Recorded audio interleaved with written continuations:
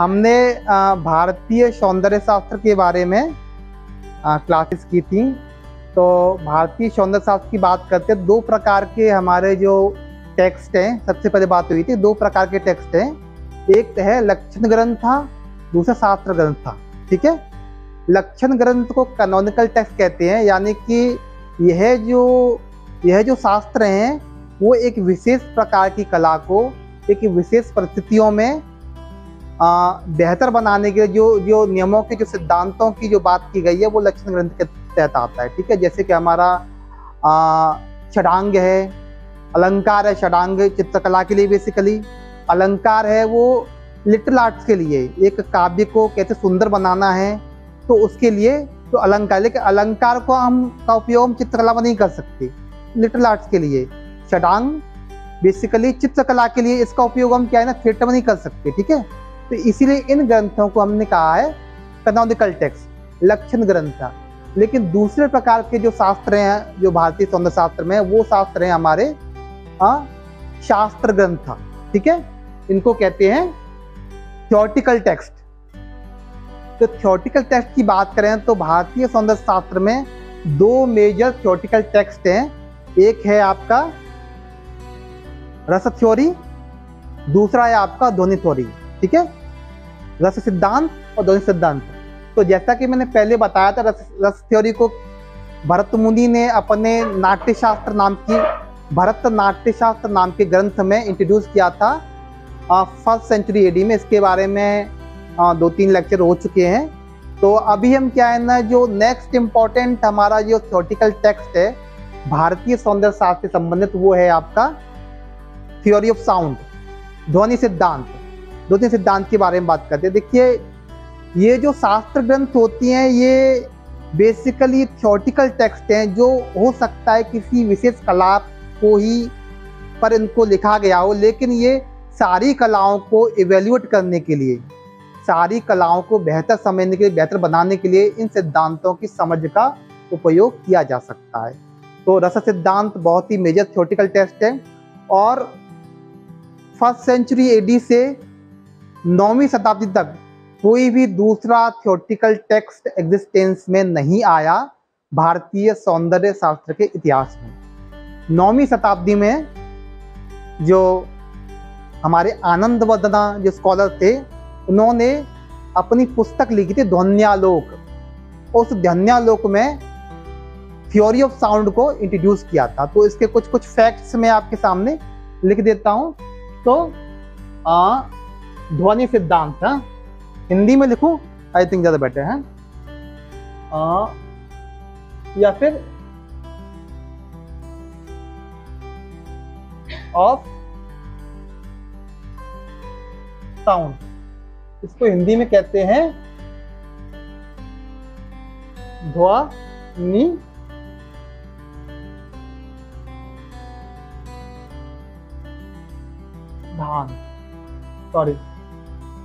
ध्वनि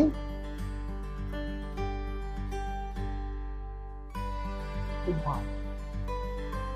ठीक है, तो ध्वनि सिद्धांत को पहली बार आनंदवर्धन ने अपनी प्रसिद्ध किताब ध्वन्यालोक में इंट्रोड्यूस किया था 9th सेंचुरी में। तो इंट्रोड्यूस्ड बाय आनंदवर्धन, हिंदी में लिखो आनंदवर्धन।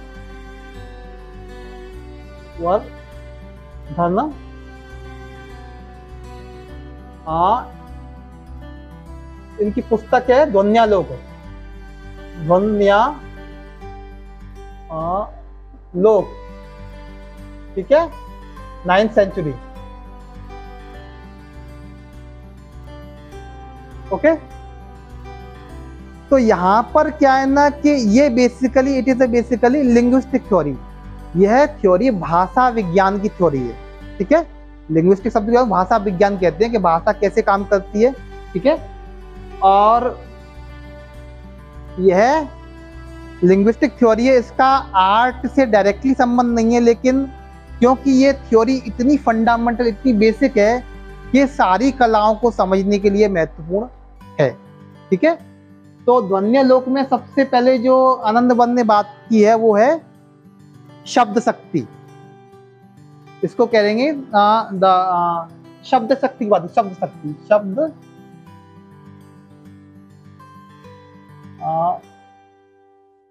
शक्ति, ठीक है।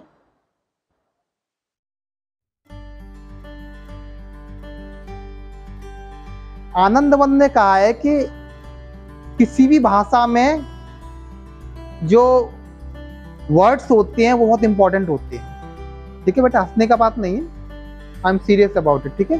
हाँ, दिस इज सीरियस स्टोरी, और सीरियसली समझोगे तभी समझ में आएगा, ठीक है। तो शब्द शक्ति, the power of any language word, ठीक है। तो यहाँ पर इन्होंने क्या है ना कि शब्द शक्ति की बात करी है। शब्द शक्ति में 3 प्रकार के शब्दों की बात की, अविदा, लक्षणा और व्यंजना, ठीक है। Number 1, the 3 potential of any language,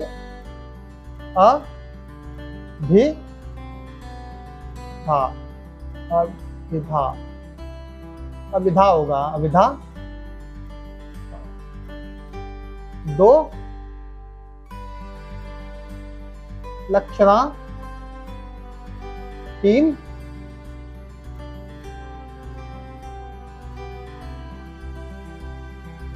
Avida, लक्षणा और व्यंजना। These are the 3 potential of any language, जिसको आनंदवर्धन ने शब्द शक्ति कहा, ठीक है।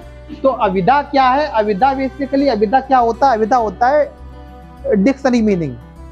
यहाँ पर क्या होता है, किसी भी भाषा के तहत, किसी भी लैंग्वेज के तहत शब्द और मतलब की शादी कर दी जाती है। The word and it's meaning are married together, that's all. इसको हम चेयर कहेंगे तो चेयर कहेंगे। क्यों कहेंगे चेयर? कोई रीजन नहीं। इस चीज को अगर हम क्या है ना बुक्स कहेंगे तो बुक्स कहेंगे। अब बुक्स क्यों कहेंगे? कोई वजह नहीं। इसको पेन कहेंगे तो पेन कहेंगे। क्यों कहेंगे? कोई वजह नहीं। इसको बोर्ड कहेंगे तो बोर्ड कहेंगे। क्यों कहेंगे? कोई वजह नहीं है। अगर आपको इस भाषा में बात करनी है तो आपको इसे बोर्ड ही मानना पड़ेगा, तभी आप बात कर। अगर बोर्ड की जगह आप इसे चेयर मानोगे तो गड़बड़ हो जाएगी। तो the word and meaning are married together, they are packed together, कि इस शब्द का यह मीनिंग एक निर्धारित है और इस भाषा को समझने के लिए आपको ये याद करना पड़ेगा। A for apple, B for ball, like these all kind of words. ठीक है, बात बेसिक्स है लेकिन समझोगे तो बहुत गहरी है। अगर I will invite you questions, बाद में क्वेश्चन इनवाइट करूंगा। ठीक है, पहले आप समझ लीजिए। ठीक है, हो सकता है कि उन बात जो पूछे वो उनको बताने ही वाला हूं मैं। ठीक है, तो अविदा का डिक्शनरी मीनिंग इसको बोलेंगे।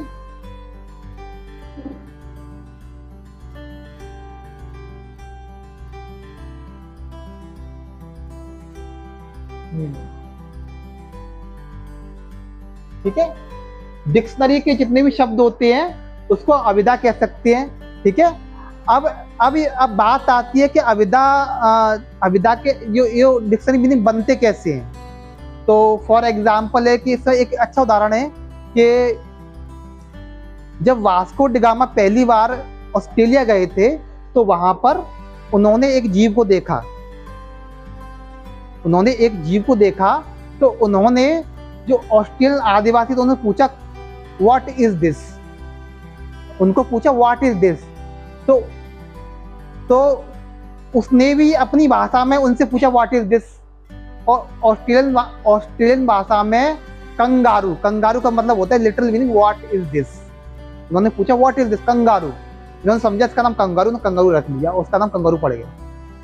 तो अविदा ऐसे बनती है। ठीक है, और दूसरी अविदा, दूसरा एक ये जब कोई भी सिग्नल है, उसको कोई भी सिग्नल है जो यूनिवर्सली एक्सेप्ट हो जाता है।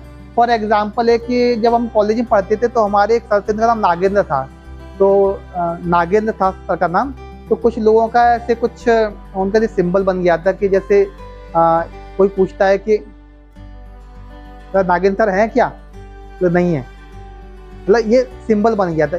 या फिर हम ग्रुप में फ्रेंड्स आपस में किसी को नाम रख लेते हैं ना। ठीक है, दोस्त भी आपस में किसी का नाम रख लेते हैं ना। लेकिन जब उस नाम को सिंगल आदमी जानता है तो वो साइन सिंबल है, ग्रुप जानता है तब तक सिंबल। लेकिन अगर वो नाम यूनिवर्सली एक्सेप्ट हो जाए, अगर उस नाम को क्या है ना कि नाम के रूप में एक्सेप्ट कर लिया जाए, तो क्या है ना अविदा बन जाता है। फाइन। जब कोई भी साइन, कोई भी सिग्नल है, जब उसको यूनिवर्सली एक्सेप्ट किया जाता है तो क्या बन जाए, वो अविदा बन जाता है। ठीक है, वो डिक्शनरी मीनिंग बन जाता है। ठीक है, क्लियर।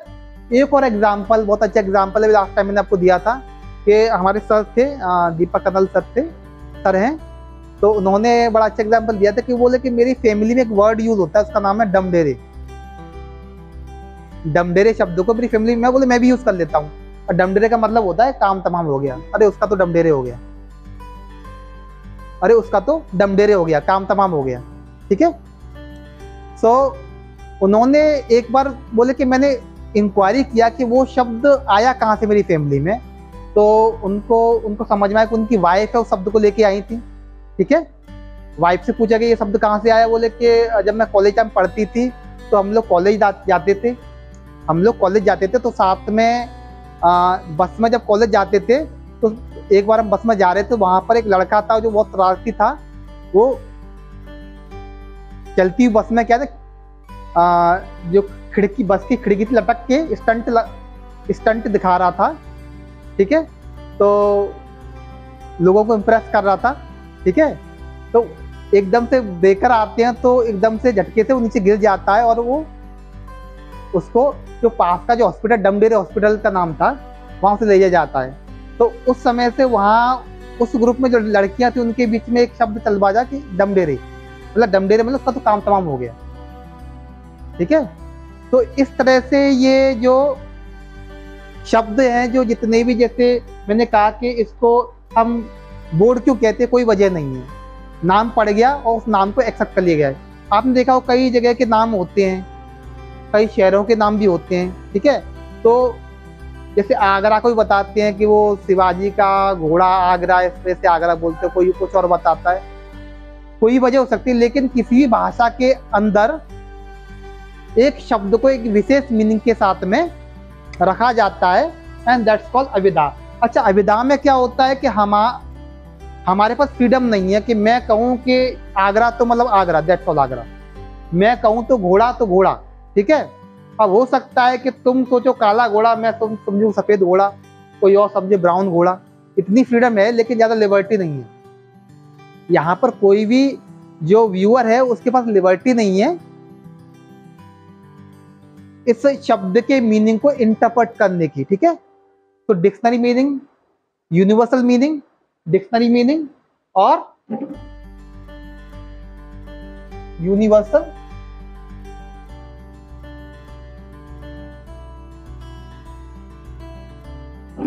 मीनिंग मतलब वैश्विक मीनिंग। ठीक है, इसको हम सब लोग एक्सेप्ट करते हैं। ठीक है, ओके।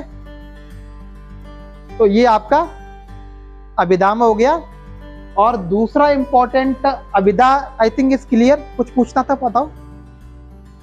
ठीक है, तो जब कोई भी सिग्नल है, जब भी कोई भी साइन है, उसको जब यूनिवर्सली एक्सेप्ट किया जाता है तो अभिधा बन जाता है। एक और एग्जांपल है कि जो कुशल वर्ड है, कुशल भी एक्चुअली वर्ड कहां से आया? कुशल वर्ड आया है वर्ड कौशल से। ठीक है, जो कौशल और कुशल वर्ड आए हैं, ये क्या है ना कि हाँ, हिंदुओं में बेसिकली जब श्राद्ध बनाया जाता है, श्राद्ध में एक विशेष प्रकार की जो घास है उसको एक बांधा जाता है, उसको हम कुश कहते हैं। ठीक है, कभी आपने श्राद्ध देखा है अपने घरों में मनाते हुए? एक कुश नाम की घास होती है, उसको क्या है ना विशेष ढंग से प्लग किया जाता है, उसको बांधा जाता है, और वो बांधने का काम बड़ा कठिन, हर एक आदमी उसको बांध नहीं सकता। तो उसको जो बांधने वाला उसको कुशल कहा गया। तो कुश घास को बांधता है एक विशेष तरीके से। और कुशल शब्द को क्या है ना कि अभी हम क्या है स्किल के लिए इसका एक्सेप्ट कर लेते हैं। ठीक है, अभी कुशल शब्द का मतलब होता है स्किलफुल। जब कहते हैं वो तो बड़ा कुशल है, मतलब वो बहुत स्किल्ड है। ठीक है, तो इस तरह से शब्दों को एक्सेप्ट कर लिया गया in a system of language. तो अभिधाय I think is clear, fine. अब सेकंड आपका आता है लक्षणा। देखो लक्षणा यहाँ पर ये इट्स अबाउट मेटाफोरिकल मीनिंग। ठीक है, यहाँ पर शब्द और मीनिंग का कोई नेचुरल रिलेशनशिप बनता है, ठीक है। जैसे सिंबल्स होते हैं, लक्षणा का एक बेस्ट एग्जांपल शेर पंजाब। जैसे शेर एक कविता है, पंजाबी कविता है, मैंने कहा शेर पंजाब, मतलब वो तो पंजाब का शेर है, ठीक है। तो यहाँ पर लक्षण की बात की जा रही है, ठीक है। अभिधा में लिटरल मीनिंग की बात की, लिटरल मीनिंग, अभिधा में literal meaning, dictionary meaning, universal meaning की बात की जा रही थी, लेकिन लक्षणा में बात की जा रही है मेटाफोरिकल मीनिंग। लगता है इट्स टॉक अबाउट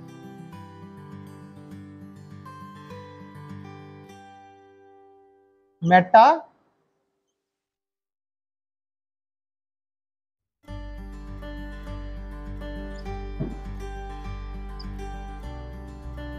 ठीक है, शेर पंजाब, ठीक है।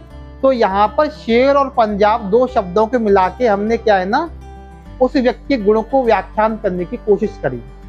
जैसे फॉर एग्जाम्पल, एक और एग्जाम्पल, जैसे Sarojini Naidu, Sarojini Naidu sings very well, ठीक है। सरोजिनी नायडू बहुत अच्छा गाती हैं, ये सुनने में कैसा लग रहा है, बहुत नॉर्मल सी बात लग रही है, बट व्हेन आई से, जब मैं कहता हूँ she is the Nightingale of India, वह तो भारत की कोकिला हैं, तो इससे क्या लगता है, हमको एक शौक लगता है ना, ठीक है। हम उनके लक्षण की बात कर रहे हैं, ठीक है। एक और एग्जाम्पल, जैसे मैं कहूँ वो तो प्लासा गधा है, तो वो तो प्लासा गधा, इसका मतलब ये नहीं है कि वो गधा है जिसके दो कान चार पैर होते हैं। उसका मतलब होता है उसका जो लक्षण है, उसका जो कैरेक्टर है वो गधे जैसा है। Got it. तो लक्षणा में क्या होता है कि हमें अपनी ब्रेन को इस्तेमाल करना होता है मीनिंग को डिसाइफर करने के लिए। किसी भी मेटाफर, जब हम भाषा में कोई मेटाफर देते हैं, कोई उपमा देते हैं, तो हमको क्या है ना, अपने सेंसेस को, अपनी ब्रेन को, अपनी समझ को इस्तेमाल करना पड़ता है मीनिंग को डिसाइफर करने के लिए, मीनिंग को समझने के लिए। लेकिन क्या है ना कि उसमें एक इमोशनल शॉक होता है, छुपा होता है, ठीक है। जैसे she the Nightingale of India, ठीक है। हाँ, तो इस तरह के जो शब्दों को क्या है ना, लक्षणा के अंतर्गत रखा गया। लेकिन लक्षणा में भी हमें व्यूअर के पास थोड़ी सी लिबर्टी है। मैं कहूं he is the bull of class, वह तो क्लास का गधा है, तो हो सकता है कि कोई समझे काला गधा, कोई समझे सफेद गधा, कोई समझे क्या है ना कि थोड़ा बड़ा गधा, कोई छोटा गधा, कोई कम गधा समझे, कोई ज्यादा गधा समझे। तो इतनी लिबर्टी हमारे पास है, ठीक है। तो जैसे जैसे हमें ये क्या है ना कि हमें लिबर्टी मिलती है, वैसे वैसे इसका मीनिंग एब्स्ट्रैक्ट होता चला जाता है, ठीक है। हाँ, लेकिन आपकी बात क्लियर होनी चाहिए। मैं इनको ये एग्जाम्पल इसलिए दे रहा हूँ क्योंकि ये एग्जाम्पल प्रैक्टिकल है, आपको समझ में आना चाहिए। गधे वाला एग्जाम्पल, गधा भी एक शब्द है, इसमें कुछ भी कोई भी नॉनसेंस नहीं है। I think meaning is clear, आपको समझ में आ रहा है। अगर आप समझा पा रहे अपनी बात को, तो that is more important thing, ठीक है। तो लक्षणा में क्या है ना कि मीनिंग क्लियर होता है, लेकिन उस मीनिंग को समझने के लिए हमें अपनी बुद्धि का इस्तेमाल करना पड़े। एक रोबोट नहीं समझ सकता। गूगल से कहोगे he is the bull of class, वो गधा लाई खड़ा कर देगा सामने सीधा, उसको समझ में नहीं आएगा कि यहाँ पर क्या है ना, किसी के लक्षण की बात की जा रही है, ठीक है। Is it clear. तीसरा आता है व्यंजना। व्यंजना में ये सजेस्टिव मीनिंग है, ठीक है। यहाँ पर बात है सजेस्टिव मीनिंग की, ठीक है। व्यंजना को एक वर्क ऑफ आर्ट तुलना की गई है। यहाँ पर क्या है ना कि एक सजेशन देके छोड़ दिया जाता है। यहाँ पर मीनिंग क्लियर नहीं है। यहाँ पर व्यूअर पूर्ण रूप से स्वतंत्र है किसी भी बात को अपने ढंग से इंटरप्रेट करने के लिए। जैसे कोई कविता होती है तो कविता के कई मीनिंग हो सकते हैं, एक अच्छी कविता के बहुत सारे मतलब हो सकते हैं। यही जैसे जन गण मन अधिनायक जय हे भारत भाग्य विधाता, तो यह जो कविता है बेसिकली रविन्द्रनाथ टैगोर ने जब लॉर्ड पंचम भारत आए थे तब उनके स्वागत में इसको गाया था। तो एक तरह से किसी ने बड़ा कोई बड़े यूट्यूब पर बड़े कमेंटेटर उन्होंने बड़ा कि ये तो बहुत ही क्या है ना निकलिस्ट चाटुकारिता है, इतनी गुलामी है कि अंग्रेजों के क्या है ना कि स्वागत के लिए इस कविता को गाया गया और उसको अपना नेशनल एंथम बनाया गया। तो बहुत ही गलत बात है। तो बाद में समझ में आया कि एक कविता के बहुत सारे मीनिंग हो सकते हैं। अगर कोई आदमी गलत सोच रहा है तो गलत मीनिंग नजर आएगा। क्योंकि जन गण मन अधिनायक जय ये रविन्द्रनाथ टैगोर के द्वारा लिखी कविता है, इसके बहुत सारे मीनिंग पॉसिबल हैं भाई। उन्होंने लॉर्ड पंचम के सामने गाया तो उनको लगा कि मेरे स्वागत में गाया जा रहा है, लेकिन जब हम इसे नॉर्मली गाते हैं तो ये प्रत्येक भारतीय व्यक्तित्व को के उत्थान के लिए, उनके आगे बढ़ने को उनको प्रेरित करता है। तो एक अच्छी कलाकृति में बहुत सारी संभावनाएं होती है, ठीक है, ओके। तो लक्षणा इज अबाउट सजेस्टिव मीनिंग, ठीक है। सजेस्टिव मीनिंग को हिंदी में क्या बोलेंगे, क्या है ना कि ये हमको क्या ना सजेस्ट करता है। इसका बेस्ट एग्जांपल मैंने दिया था कि फॉर एग्जांपल जैसे एक एग्जांपल जैसे कि रामायण का एग्जांपल, रामायण में जब रावण सीता माता को चुरा ले गया था तो राम और लक्ष्मण से जंगल में ढूंढते हैं, तो रामचंद्र जी को सीता माता का जो हार मिलता है और वो पूछते हैं कि देखो लक्ष्मण ये जो हार सीता भाभी का है, तो लक्ष्मण कहता है कि भैया मैंने तो भाभी के चरणों के अलावा अभी तो कुछ देखा ही नहीं। तो आई थिंक इस तरह के स्टेटमेंट है they generate so many meanings, ठीक है। एक और अच्छा एग्जाम्पल है कि एक बार नदी के किनारे एक कपल होता है, वो रोज जाके मंदिर के पीछे मिलते हैं। तो वहां पर उसी समय शाम को पुजारी आता है, वो अपना घंटी उनको डिस्टर्ब करता है। तो कपल सोचता है कि कैसे इस पुजारी को भगाया जाए यहाँ से, लेकिन अगर उसको डायरेक्टली बोल नहीं सकते, बोलेंगे तो भाई वो तो बात बनेगी नहीं। तो जो कपल है वो प्लानिंग करते हैं कि ये जो पुजारी है ना वो जंगली जानवर बहुत डरता है, इसकी कमजोरी है कि जंगली जानवर बहुत डरता है। तो क्या कहते हैं कि उस पुजारी को जाके वो बोलते हैं कि पुजारी जी यहाँ जो कुत्ता था उसे शेर ने खा लिया है। अब पुजारी घबरा टाइट, पुजारी गायब कल से, उनका काम बन गया। तो उनको कहना उसको ये था कि पुजारी जी यहाँ मत आया करो, हमें डिस्टर्बेंस होता है, लेकिन उसे कह नहीं सकते। उन्होंने क्या, उनको क्या है ना एक अलग ढंग से बात को जो वो समझ गई। दिस इज व्यंजना। तो बहुत सारी फिल्में होती हैं जो हमको क्या है ना एक शॉक दे जाती है, ठीक है ना। हम मूवी देखने में सोचते रह जाते हैं कि ऐसा क्यों हुआ। तो इस तरह के तो एक कलाकृति में एक व्यंजना का गुण होता है, ठीक है। और एक और इम्पोर्टेंट बात, कलाकृति में एक अच्छी कलाकृति को समझने के लिए एक इम्पोर्टेंट बात है कि जैसे आपने केमिस्ट्री पढ़ी है, आप लोगों ने बेसिक केमिस्ट्री शायद पढ़ी हो, 12th तक तो पढ़ी होगी ना। तो वहां पर एलिमेंट्स की बात करते हैं, ठीक है। एलिमेंट्स की बात करें, उसकी संयोजकता होती है। जैसे ऑक्सीजन संयोजकता -2 -3 होती है ना, ठीक है। हर एलिमेंट की संयोजकता होती है, ठीक है, ओके। उसमें वो आयंस होता है, प्लस आयन माइनस आयन। तो जैसे ऑक्सीजन की संयोजकता बहुत ज्यादा होती है, तो इसीलिए ऑक्सीजन क्या होता है कि जब वो कार्बन के साथ मिलता है तो क्या बनाता है, जैसे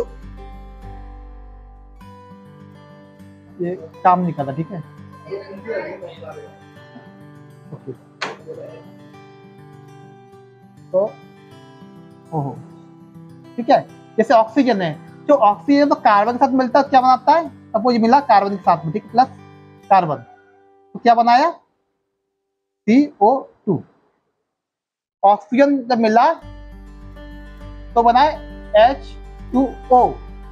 ऐसे ही ऑक्सीजन जब अलग अलग तत्वों के साथ मिलता है तो अलग अलग कंपाउंड पैदा कर। ऐसे ही एक अच्छी कलाकृति के अंदर इतनी संयोजकता, इतनी उसकी क्या है ना पावरफुल होता है, इतना वो डेप्थ में होता है कि जब वो क्या है ना किसी भी व्यक्ति से किसी मूड में मिलता है तो एक नया प्रोडक्ट है वो। इसलिए अच्छी कलाकृति को आप किसी भी मूड में देखो, आपको लगेगा आपको कुछ नया मिला है, ऐसा होता है। फॉर एग्जाम्पल मोनालिसा को आप देखिए, तो आपने अगर 5 साल पहले देखा हो तो आपको अलग फीलिंग हुई होगी, आज आप देखो तो अलग फीलिंग होगी, ठीक है। इसलिए रामायण महाभारत को महान कलाकृति कहा गया है, क्योंकि रामायण में एक बच्चे को एडवेंचर मिलता है, एक जवान को संस्कार मिलते हैं, बूढ़े को फिलॉसफी मिलती है। आज से 1000 साल पहले भी उनको एंजॉय करते थे लोग, उनसे सीखते थे, आज भी सीखते हैं, सीखते रहेंगे। A good of work of art is beyond time this space, ठीक है। एक अच्छी कलाकृति समय काल परिस्थितियों से परे होती है, तो व्यंजना is very close to a work of art, ठीक है। अब ये जो आपकी थ्योरी है basically it's a linguistic theory जिसका डायरेक्टली कनेक्शन लिटिल आर्ट से, लेकिन आप किसी भी पेंटिंग, किसी भी स्कल्पचर या किसी भी ये देखो परमानेंट तो नहीं है, किसी भी पेंटिंग, अब जैसे ऑक्सीजन मिला नाइट्रोजन से तो क्या होगा, NO3, ठीक है। ऐसे ही अच्छी कलाकृति जैसे रामायण है, रामायण को एपिक है, जब बच्चा देखता है तो उसको संस्कारों से मतलब नहीं, उसको क्या ना एडवेंचर मिलता है, और ये बंदरों की कहानी, बंदर भालू ये सब देखता है ना, जंगल देखता है, ठीक है, तो ही फाइंड एडवेंचर इन दैट। जब उसको बड़ा देखे तो संस्कार मिलेंगे, देखो कि एक भाई ने एक भाई के लिए कितना त्याग किया, और बूढ़ा देखो तो फिलॉसफी मिलेगी कि जीवन का वही यही सार। तो महान कलाकृतियों को वो समय काल से परे होती हैं, प्रत्येक व्यक्ति उसको अपने ढंग से एंजॉय कर सकता है, वो व्यूअर को अपने ढंग से एंजॉय, अपने ढंग से इंटरप्रेट करने की लिबर्टी देता है। तो ये व्यंजना के बहुत करीब, जैसे आप अच्छी कलाकृति जैसे माइकल एंजेलो की पिएटा आपने देखी है, डेविड देखा है, नहीं देखा, लियोनार्डो विंची की पेंटिंग देखी है, लास्ट सपर देखा है, वजना तो देखा है। तो उन कलाकृतियों को जब देखोगे, या फिर for example simple Sholay film तो देखी होगी आपने, बॉलीवुड की देसी एग्जाम्पल, शोले मूवी देखो, टाइटैनिक देखी होगी, या कोई भी अच्छी मूवी का नाम तो को पता होगा, बाहुबली, ठीक है, वेरी ग्रेट। तो बाहुबली मूवी को अगर बच्चा देखता है वो भी एंजॉय करेगा, बड़ा वो भी, जो बुढ़ा है वो भी बोलेगा हाँ भाई तो कितने अच्छे स्पेशल इफेक्ट है, कितना अच्छा स्टोरी है। हाँ, तो अच्छा कलाकृति क्या है ना, वो it's beyond time and space, उसकी संयोजकता बहुत ज्यादा होती है, और वो हर प्रकार के व्यक्ति को हर प्रकार के मूड में कुछ न कुछ जीवन की सार्थक मूल्य देने की क्षमता रखता है, ठीक है। तो दिस इज द आपका एक थ्योरी ऑफ साउंड का एक चैप्टर क्लोज होता है। आपके कोई क्वेश्चन हो तो बताइए मुझे, एनी क्वेश्चन?